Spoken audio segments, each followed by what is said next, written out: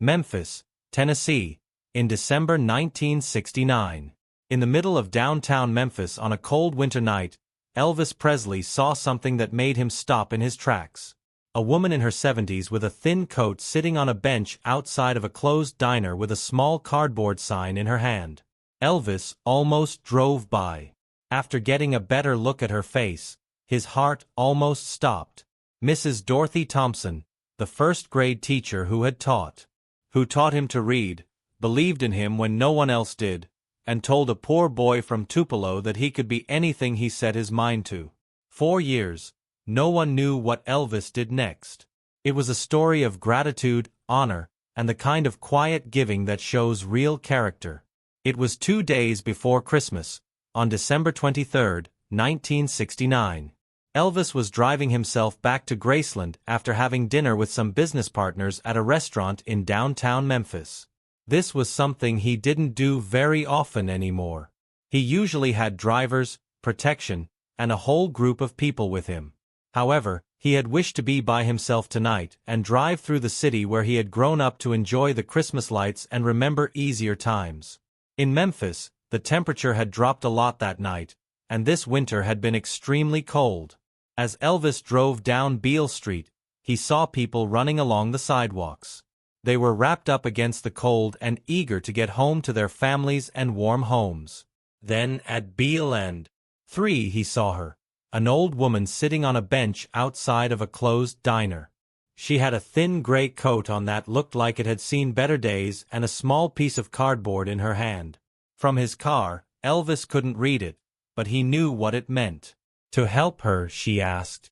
Elvis stopped for some reason. It could have been Christmas. It could have been the cold. Maybe it was just that she made him think of his own grandma. He got out of the car and walked over to the bench while pulling the collar of his jacket up against the wind. He could see the woman better as he got closer. Even though she was in a bad situation, she kept her white hair neatly brushed. It was cold, and her hands were red and shaking. But it was her face that made Elvis stop. He knew that face, those eyes, and that soft look on his face. Mrs. Elvis spoke in a voice that was barely above a whisper. The woman looked up and squinted at him in the dim streetlight. She was shocked. "Do I know you?" Elvis got down on his knees in front of the bench, so they could see each other. "Hi, I'm Elvis. My name is Elvis Presley. You taught me at East Tupelo Consolidated when I was in the 3rd grade. Mrs. Thompson's eyes got really big. She looked at Elvis for a long time before she realized who he was. Not much Elvis Presley. Boy of Gladys. Her voice broke. "Oh my Lord. What do you have to do here?" He could feel his throat getting tight. "What's going on, Mrs. Thompson? Why are you outside in the cold?" The mother of 3 looked down at her hands, feeling ashamed. "I lost my home. It wasn't enough for my pension. I looked for work, but no one would hire a 72-year-old woman. It gets full quickly, and I missed getting to the shelter in time for tonight." Elvis felt like someone had hit him a few times. This teacher had given so much to so many kids and had worked for decades to teach them. But she was sitting on a street corner in the cold because the world had let her down. "Do you remember me?" Elvis asked in a soft voice.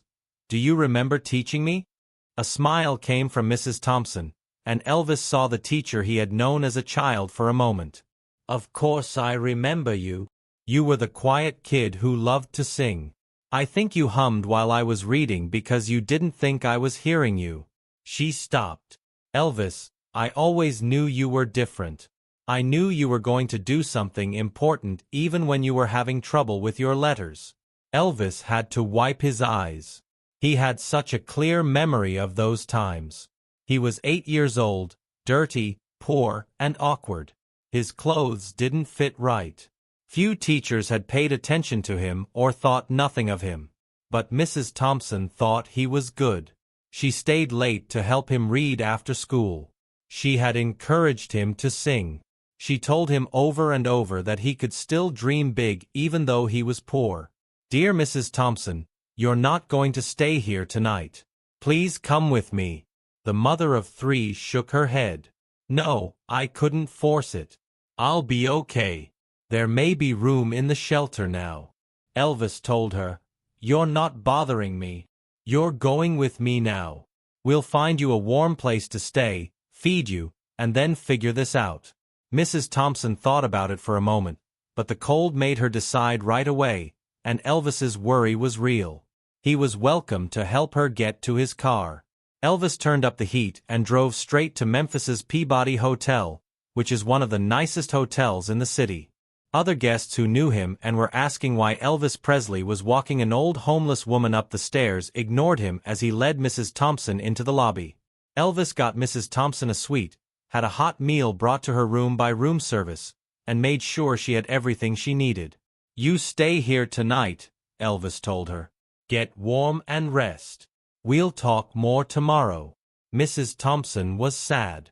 Elvis, I can't agree with this. It's too much. Elvis got down on his knees and grabbed her hands.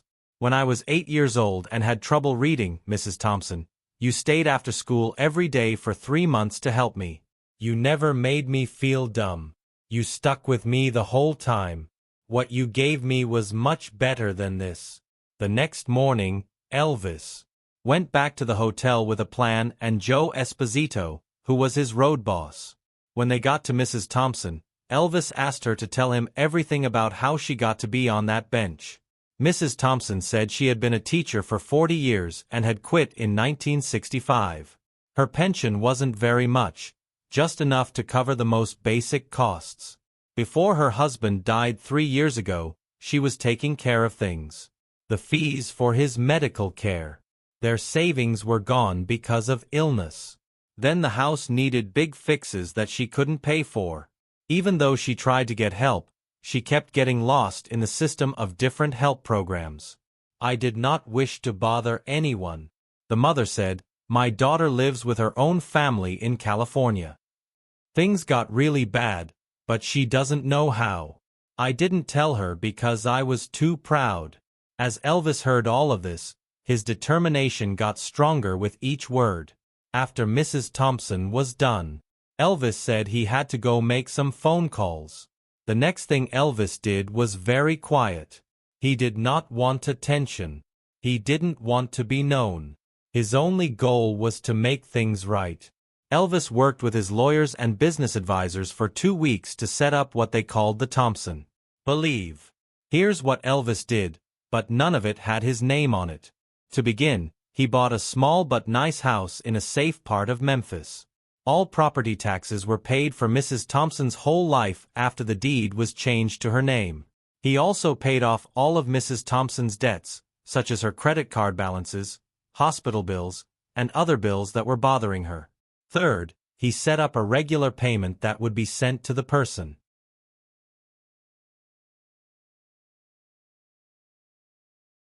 hidden as a change to her school district salary, put enough money into her bank account to cover all of her living costs.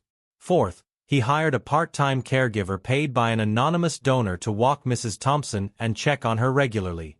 The caregiver also helped with shopping and other tasks. Elvis set up all of this through lawyers and fake businesses, so Mrs. Thompson wouldn't know it was from him. For her, it would just look like a bunch of paperwork fixes and good luck is finally coming her way. She moved into her new house on December 31st, 1969. Elvis made sure he wasn't at the moving in. He didn't want her to make this about him. He did not want her to feel like she was being a burden by taking his help. As far as Mrs. Thompson knew, there had been a mistake in the way her pension was calculated that had been fixed, and she had been lucky enough to get help from a fund she'd never heard of. Mrs. Thompson lived in that house happily for the next 5 years, but she never found out that Elvis was behind it all. Sometimes Elvis would drive by the house just to make sure she was safe and sound by seeing that the lights were on. He didn't stop or go to the door. It made him happy to know she was okay. Something changed everything in 1974, though. Mrs. Thompson needed some court papers to be notarized, but the lawyer who was doing it wasn't careful. He said something about how kind Mr. Presley was. The truth came out in the end because Mrs. Thompson kept asking for more information. Everything had been paid for by Elvis Presley. The house, the income, the care, and everything else. The shock hit Mrs. Thompson hard. She called Graceland right away and asked to talk to Elvis. Elvis's staff tried to avoid Mrs. Thompson at first, but she didn't give up. Elvis finally picked up the phone. "Hello, Mrs. Thompson," Elvis said, knowing why she was calling. She said, "Elvis Presley," and her voice was shaking with emotion.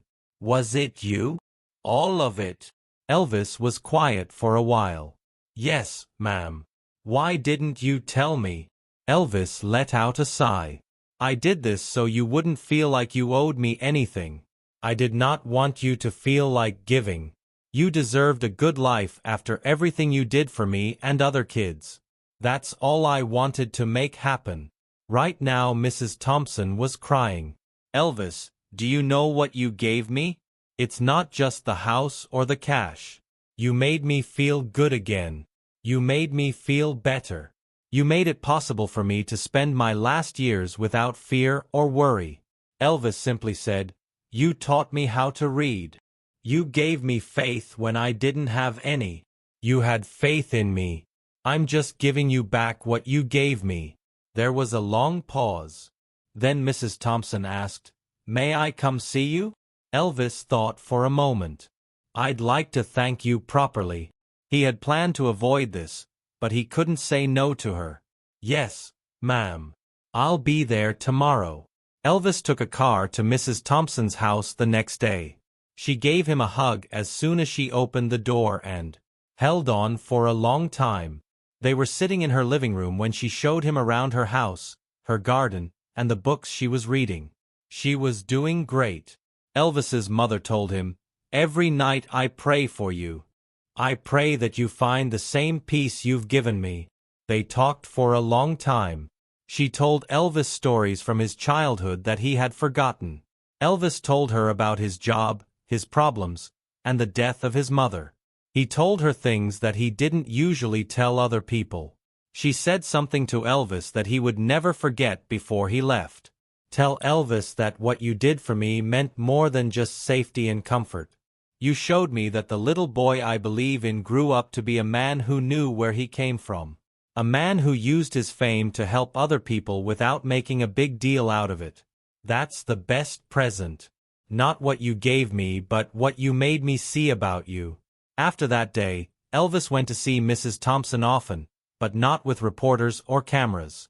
They just had a quiet visit where they talked and drank tea. She became one of his closest friends and someone he felt he could tell everything to.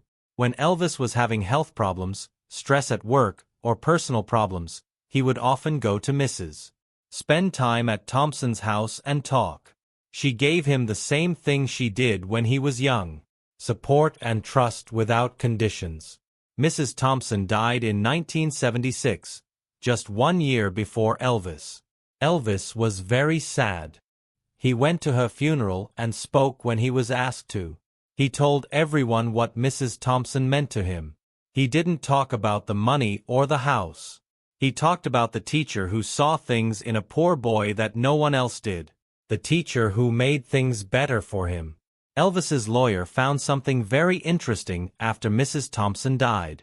Mrs. Thompson carefully kept track of all the money she got in aid, and she was giving most of it to other retired teachers who were having a hard time. She helped dozens of other teachers gently and without drawing attention to herself with Elvis's kindness. Getting noticed. Elvis was very moved when he learned about it. "She was just like that," he said. "She gave her whole life." Mrs. Thompson only left Elvis one thing in her will, a book of poems he had given her when he was in 3rd grade. To Mrs. Thompson, the best teacher ever, was written in a child's handwriting on the inside cover. "Love, Elvis." There was a note written by Mrs. Thompson just a few weeks before she died. It was to Elvis and said, "Kindness from a pure heart multiplies beyond measure. You've always been my best pupil." The story of what Elvis did for Mrs. Thompson slowly came out after he died in 1977. It was the same story from other teachers who came forward. Elvis had quietly said. He helped a lot of teachers, coaches, and leaders who were having a hard time. He did everything in secret and never wanted credit for it. The house Elvis bought for Mrs. Thompson is now a small museum about their lives together. Because of that teacher, one student never forgot how much they meant to them. The Dorothy Thompson Foundation, which was set up with money from Elvis's estate, helps retired teachers find homes every year. In need. The Elvis and Mrs. Thompson story shows us that genuine kindness doesn't expect praise. It's not just memories to remember where you came from and who helped you get there. Because it's your duty.